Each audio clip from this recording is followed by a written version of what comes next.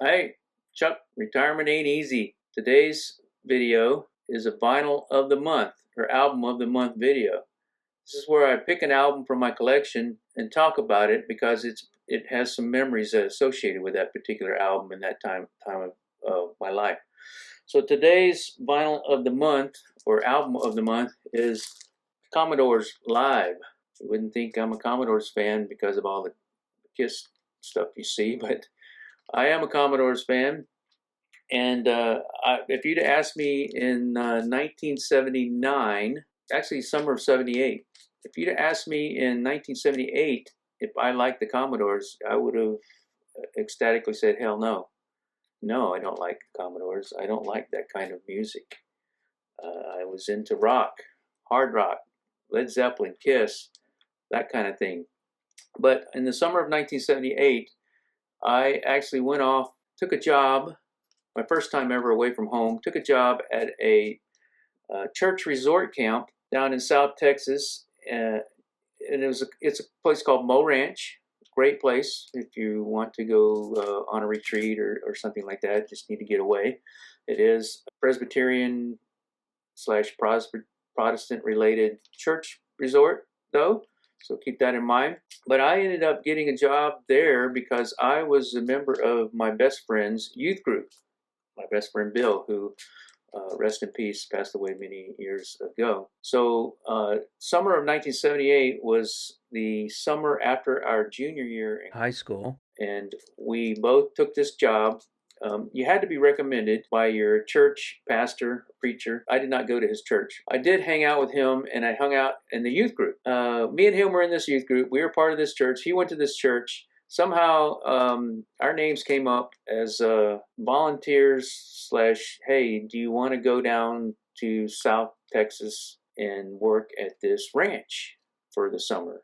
And for the summer was basically June, July, and a week or two into August before we had to go back to school. So not knowing what we were getting into, I said, yeah, sure, I'll go. And we both went down there. I remember driving down there with my parents and unloading, Bill with his parents, and we were unloading our stuff. We had foot lockers we took with us with all our clothes and stuff. So we were going to be gone. We didn't know anything about what was happening. And we ended up being on a staff of 14 kids, half girls, half guys, or mostly guys, mostly 7 or 8 guys, and then I think there was like 4 girls. I'll put a picture here of that staff for that summer. We bonded that whole summer as a staff, and this record, one of the other members of the staff, a guy named Rick, had thoughtfully brought his stereo down. Now we didn't know we could do that, so he had brought his all-in-one. It's one of those all-in-one phonograph, cassette player type systems, right, with speakers. And so he had actually brought that down with him. And wherever he was from. I think he might have been from San Antonio anyway, which wasn't a big drive from this place. We would listen to a lot of music. He brought all his albums down too. It's the first time I ever heard Jackson Browne, Running on Empty, which that could easily be tied in with this memory as well. He also had the Commodores Live, as well as first time I ever heard Rocky Horror Picture Show soundtrack, and found out about Rocky Horror Picture Show was through Rick and his albums. So we listened to this a lot. Being a church resort, we were supposed to be nice kids, but we had our vices. We didn't smoke, but we did get a hold of alcohol every now and then. It wasn't a regular thing, but every now and then we get alcohol, and we'd have a party. For this summer job with this group, it was broken up into, you were a garbage man, you were working in the kitchen, helping with the cooking, or you were like me, a housekeeper. I was assigned housekeeping. Out of all the guys, I was assigned housekeeping. So I hung out with the regular housekeepers, and I cleaned rooms.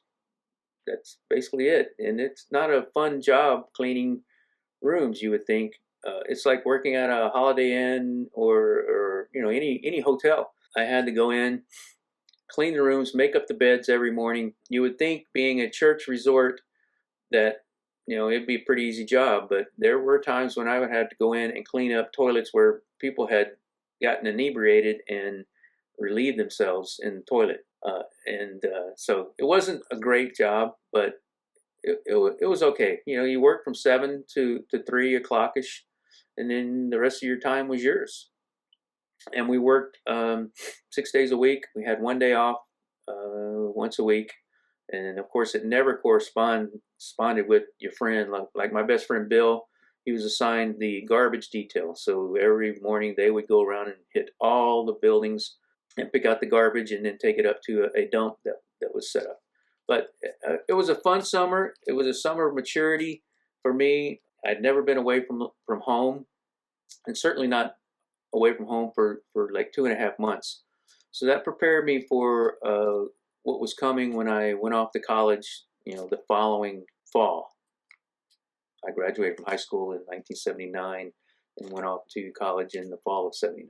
And I did return to this camp in 1979, in summer of 79. I did come back to the camp. Me and Bill both returned, along with a best friend of ours from Dallas, returned. We were the only 3 returning members from the previous year's staff.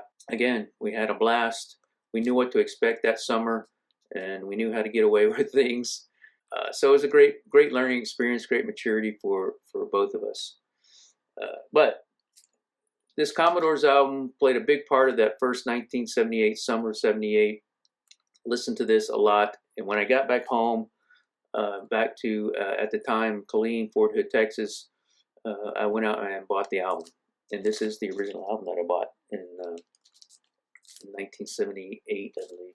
This album came out in 77, so yeah, I probably bought it in 78, 79. So all those memories came rushing back when I saw this album in my collection and listened to it.